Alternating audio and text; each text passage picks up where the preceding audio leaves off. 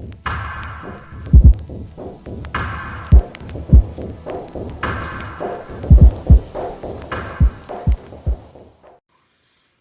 y'all, so this popped into my head. When you are layering, keep in mind your material type.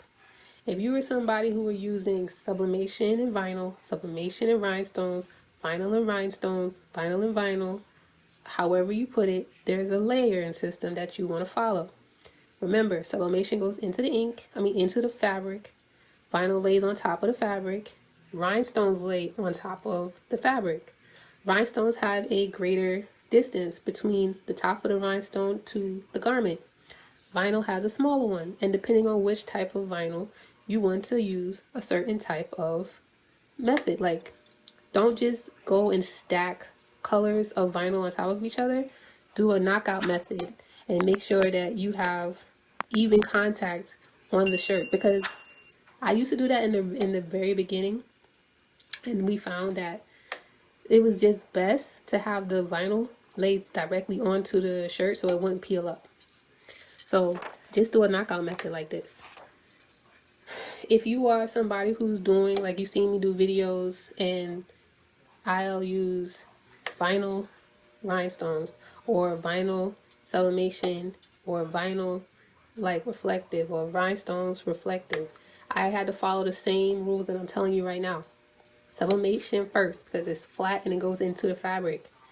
Then you want to be careful making sure you don't activate that ink again when you're using vinyl or if you're using rhinestones. The rhinestones are going to have more distance between the top of the rhinestone and the bottom, and you will have to flip it. So make sure you have some sort of covering, either butcher paper or parchment paper or both. You can reuse the transfer or the carrier sheet from your vinyl if it's like big enough to cover it, just so you don't get it all over everywhere. And one thing I did forget in the last part, sublimation video, I didn't put butcher paper in between the sheets. In between the shirt layers, because normally I don't have to, but because I was doing that 460 seconds, I suggest you do that along with you ironing or taking a sticky roller to your shirt to get the lint off of it, lint brush it. With these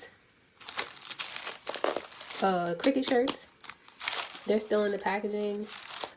You make sure you take the moisture out of these too.